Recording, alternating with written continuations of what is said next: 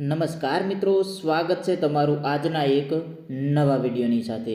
તો મિત્રો DGVCL વાળા મિત્રો ખાસ જે લોકોને પોલ ટેસ્ટ પાસ થઈ ગયો છે તે મિત્રોને છે તે હવે તૈયારી કરવાની ખાસ જરૂર છે, કેમ કે માત્ર 14 દિવસ તમારે હવે છે તે પરીક્ષાને બચ્યા છે। એટલા માટે જેટલી બને એટલી તૈયારી કરી લેજો। આજ સુધી તો તમને કદાચ એમ હશે કે કદાચ પોલ ટેસ્ટમાં ફેલ થઈ ગયા તો તૈયારી શું કરે, પણ હવે જો તમે પોલ ટેસ્ટમાં પાસ થઈ ગયા છો તો હવે તૈયારી તમારી ચાલુ કરી દો, કેમ કે 5 તારીખે છે તમારી પરીક્ષા છે, એટલે માત્ર હવે 13 થી 14 દિવસ તમારે બચ્યા છે। એટલા માટે તૈયારી તમે સરખી રીતે ચાલુ કરી દેજો। આજના આ વિડીયોની અંદર આપણે IMP પ્રશ્નો જોવાના છીએ, જે તમને 5 તારીખે પરીક્ષાની અંદર ઉપયોગી થાય તેવા બધા પ્રશ્નો જોવાના છીએ। અને અગાઉ આપણે ઘણા બધા વિડીયો મૂકેલા છે, તે પણ બધા જોઈ લેજો, તે પણ તમારા માટે મોસ્ટ IMP પ્રશ્નો હશે મિત્રો, એટલે ખાસ કરીને તે બધા જોઈ લેજો।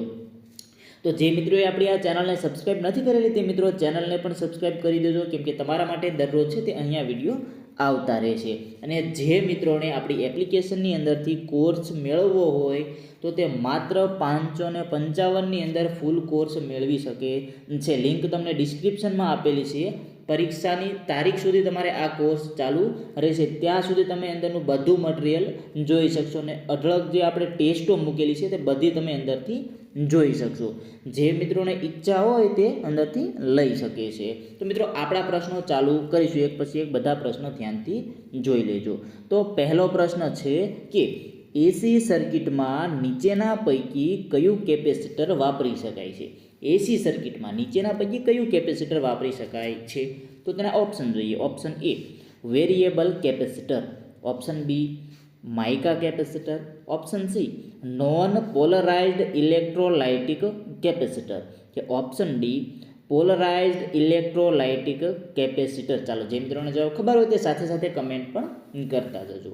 તો મિત્રો આ પ્રશ્નની અંદર આપણો સાચો જવાબ છે તે આવશે option C non polarised electrolytic capacitor. AC સર્કિટમાં છે તે નોન પોલરાઇઝ્ડ ઇલેક્ટ્રોલાઇટિક કેપેસિટરનો વપરાશ થાય છે। હવે તેના પછીનો આપણો આગળનો પ્રશ્ન જોઈએ કે સર્કિટમાં ઇન્ડક્ટન્સ પૂરું પાડવા માટે કયું કમ્પોનન્ટ વાપરી શકાય છે? સર્કિટમાં ઇન્ડક્ટન્સ પૂરું પાડવા માટે કયું કમ્પોનન્ટ વાપરી શકાય છે? આવો પ્રશ્ન આપણને પરીક્ષાની અંદર પૂછી શકે છે મિત્રો। 100 માર્કનું પેપર હશે, ધ્યાનથી પેપર આપવાનું છે, બધા પ્રશ્નોના જવાબ સાચા આપવાના છે, એ રીતે તમારે પેપર આપવાનું છે, બધા પ્રશ્નો ધ્યાનથી જોઈ લેવાના। સર્કિટમાં ઇન્ડક્ટન્સ પૂરું પાડવા માટે કયું કમ્પોનન્ટ વાપરી શકાય? ઓપ્શન જોઈએ। Option A heater, option B capacitor, option C resistance, કે ઓપ્શન D ચોક। તો મિત્રો આ પ્રશ્નની અંદર આપણો સાચો જવાબ રહેશે ઓપ્શન D ચોક। સર્કિટમાં ઇન્ડક્ટન્સ પૂરું પાડવા માટે આપણે ચોક છે તે વાપરી શકીએ છીએ। હવે તેના પછીનો નેક્સ્ટ પ્રશ્ન જોઈએ કે AC 3 ફેઝ લાઇનના સંદર્ભમાં ફેઝથી ફેઝ વચ્ચેના વોલ્ટેજને શું કહે છે? AC 3 ફેઝ લાઇનના સંદર્ભમાં ફેઝથી ફેઝ વચ્ચેના વોલ્ટેજને શું કહેવામાં આવે છે? તો તેના ઓપ્શન જોઈએ। Option A EMF, option B terminal voltage, option C phase voltage, કે ઓપ્શન D લાઇન વોલ્ટેજ। ચાલો આ પ્રશ્ન બધા મિત્રોને આવડવો જોઈએ। AC 3 ફેઝ લાઇનના સંદર્ભમાં ફેઝ ટુ ફેઝ વચ્ચેના વોલ્ટેજને શું કહેવામાં આવે છે? અગાઉ આ પ્રશ્ન તમારી પરીક્ષામાં પૂછાઈ ગયેલો છે અને પૂછી પણ શકે તેવો છે। તો મિત્રો આ પ્રશ્નની અંદર સાચો જવાબ રહેશે option D line voltage. AC 3 phase લાઇનના સંદર્ભમાં આપણે ફેઝ ટુ ફેઝ વચ્ચે જે વોલ્ટેજ મળે છે તેને આપણે લાઇન વોલ્ટેજ કહેવામાં આવે છે। તેના પછી હવે આગળનો પ્રશ્ન જોઈએ કે પોલ માઉન્ટેડ સબસ્ટેશનમાં કયા પ્રકારના ફ્યુઝ વપરાય છે? પોલ માઉન્ટેડ સબસ્ટેશન હોય તો તેની અંદર કયા પ્રકારના ફ્યુઝ વાપરી શકીએ છીએ? ઓપ્શન જોઈએ। Option A kit kat fuse, option B cartridge fuse, option C HRC fuse, કે option D DO fuse. Pole mounted સબસ્ટેશનમાં કયા પ્રકારના ફ્યુઝ વાપરી શકાય છે? તો મિત્રો તેની અંદર આપણો સાચો જવાબ રહેશે option D DO fuse, drop out fuse. DO ફ્યુઝનું ફૂલ ફોર્મ થશે drop out fuse. Pole mounted સબસ્ટેશનમાં આપણે DO ફ્યુઝ વાપરી શકીએ છીએ। તેના પછીનો આપણો આગળનો પ્રશ્ન જોઈએ કે બસ બાર સિસ્ટમમાં મોટર વગેરે સર્કિટ માટે કનેક્શન લેવા માટે કઈ રચના હોય છે. બસ બાર સિસ્ટમમાં મોટર વગેરે સર્કિટ માટે કનેક્શન લેવા માટે કઈ રચના હોય છે? તો તેના ઓપ્શન જોઈએ. Option A 3 pin plug top, option B plug in box, option C 3 plate ceiling rose, કે ઓપ્શન ડી ઉપરોક્ત પૈકી એક પણ નહીં. તો મિત્રો આ પ્રશ્ન છે તેની અંદર આપણો સાચો જવાબ રહેશે option B plug in box. Bus bar સિસ્ટમમાં મોટર વગેરે સર્કિટ માટે કનેક્શન લેવા માટે આપણે છે તે પ્લગ ઇન બોક્સ રચના હોય છે. આ બધા પ્રશ્નો તમારા માટે મિત્રો આઈએમપી છે, ધ્યાનથી બધા પ્રશ્નો જોઈ લેજો. ત્યારબાદ આપણી એપ્લિકેશનની અંદર આ બધા પ્રશ્નોની ટેસ્ટ સિરીઝ અને પીડીએફ ફાઇલ બધું જ તમને અંદર મળી જશે. જે મિત્રો એ કોર્સ નથી લીધો તે હજુ લઈ લેજો, કેમ કે માત્ર 15 દિવસની અંદર તમારી પરીક્ષા લેવાવાની છે એટલા માટે. તેના પછીનો આગળનો પ્રશ્ન જોઈએ. ડીસી શન્ટ મોટરને, ખાલી જગ્યા ડીસી શન્ટ મોટરને, તો તેના ઓપ્શન જોઈએ. ઓપ્શન એ સ્થિર સ્પીડ મોટર કહેવાય છે, option B variable speed motor કહેવાય છે, ઓપ્શન સી હાઈ સ્પીડ અને હાઈ ટોર્ક વાળી મોટર કહેવાય છે, કે ઓપ્શન ડી લો સ્પીડ અને લો ટોર્ક વાળી મોટર કહેવાય છે ડીસી શન્ટ મોટરને. તો મિત્રો આની અંદર આપણો જવાબ છે તે આવશે ઓપ્શન એ સ્થિર સ્પીડ મોટર કહેવાય છે. ડીસી શન્ટ મોટર હોય છે તેને સ્થિર સ્પીડ મોટર કહેવાય છે. આઈપી પ્રશ્ન છે, ધ્યાનથી જોઈ લેજો. તેના પછીનો મિત્રો આપણો આગળનો પ્રશ્ન જોઈએ કે નીચેનામાંથી કયો ભાગ ઓલ્ટરનેટર જનરેટિંગ સિસ્ટમનો અંદરનો ભાગ નથી?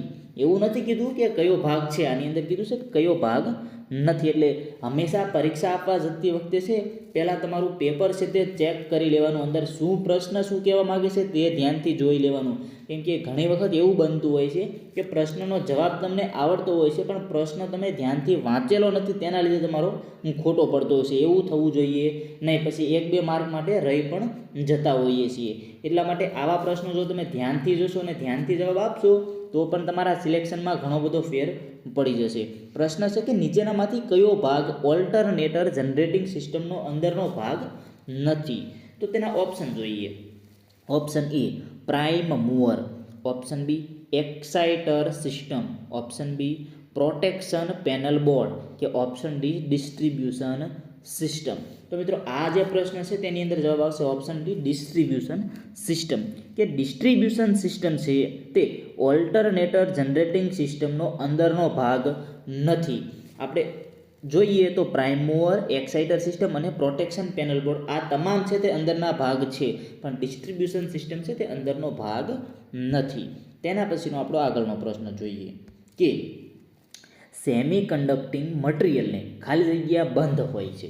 સેમી કન્ડક્ટિંગ મટીરિયલને ખાલી જગ્યા બંધ હોય છે.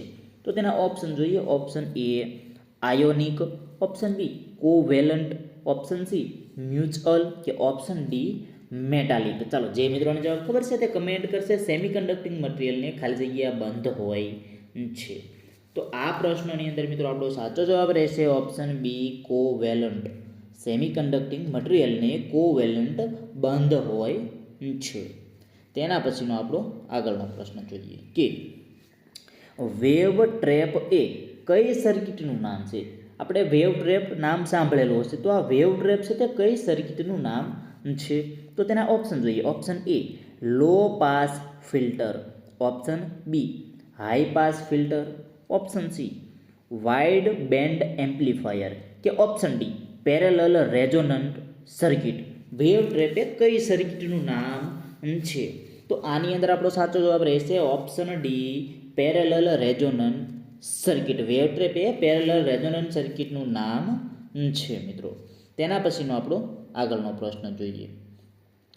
ધ્યાનથી જોઈ લેજો, આ પ્રશ્ન પણ આઈએમપી છે કે સબસ્ટેશનમાં ઇન્સ્ટોલ કરેલા લાઇટનિંગ એરેસ્ટરનું જોડાણ લાઇન અને અર્થ વચ્ચે કરવામાં આવે છે. લાઇન અને અર્થ વચ્ચે લીકેજ કરંટ માપવા માટે શું વપરાય છે? પ્રશ્ન ધ્યાનથી જોઈ લેજો. સબસ્ટેશનમાં ઇન્સ્ટોલ કરેલા લાઇટનિંગ એરેસ્ટરનું જોડાણ લાઇન અને અર્થ વચ્ચે કરવામાં આવે છે, તો લાઇન અને અર્થ વચ્ચે લીકેજ કરંટ માપવા માટે આપણે શું વાપરી શકીએ છીએ? તો તેના ઓપ્શન છે. ઓપ્શન એ મિલી કે micro ammeter, option B milli કે micro voltmeter, option C kilo કે મેગા એમ્પિયર મીટર, કે ઓપ્શન ડી કિલો કે મેગા વોલ્ટ મીટર. મિત્રો આ પ્રશ્નની અંદર આપણો સાચો જવાબ છે તે આવશે ઓપ્શન એ મિલી કે માઇક્રો મીટર. સબસ્ટેશનમાં ઇન્સ્ટોલ કરેલા લાઇટનિંગ એરેસ્ટરનું જોડાણ લાઇન અને અર્થ વચ્ચે કરવામાં આવે છે. લાઇન અને અર્થ વચ્ચેના લીકેજ કરંટ માપવા માટે આપણે છે તે મિલી કે માઇક્રો મીટરનો વપરાશ કરીએ છીએ. આઈએમપી પ્રશ્ન છે, ધ્યાનથી જોઈ લેજો, પરીક્ષાની અંદર પૂછી શકે તેવો પ્રશ્ન છે. તો મિત્રો આપણા પ્રશ્ન છે તે અહીંયા પૂરા થશે. જો તમારે આ બધા પ્રશ્નોની ટેસ્ટ આપવી હોય, જાતે જ તમારે જવાબ આપવા હોય તો આપણી આઈટીઆઈ ઇલેક્ટ્રિશિયન એપ્લિકેશનની અંદર તમે ફ્રી ટેસ્ટની અંદર જઈને અઢળક ટેસ્ટ આપી શકો છો. લિંક તમને એપ્લિકેશનની ડિસ્ક્રિપ્શનમાં આપેલી છે, ત્યાંથી તમે ડાઉનલોડ કરી અને અંદરથી ટેસ્ટ ફ્રીમાં આપી શકો છો. ત્યારબાદ તમારે જો વધારે મટીરિયલ જોતું હોય તો તમને અંદર કોર્સ પણ મળી જશે. કોર્સ તમે પરચેજ કરી અને અંદરથી તમે તમારી તૈયારી પણ કરી શકો છો. DGVCL વાળા મિત્રોને જો કોઈને ઈચ્છા હોય તો તે અંદરથી કોર્સ પરચેજ કરી અને તમારી તૈયારી કરી શકો છો. તો મિત્રો આજનો વિડીયો જો તમને પસંદ આવ્યો તો લાઈક કરી દેજો. જે મિત્રોએ ચેનલને સબસ્ક્રાઈબ નથી કરેલી તે મિત્રો ચેનલને પણ સબસ્ક્રાઈબ જરૂર કરી દેજો. ધન્યવાદ.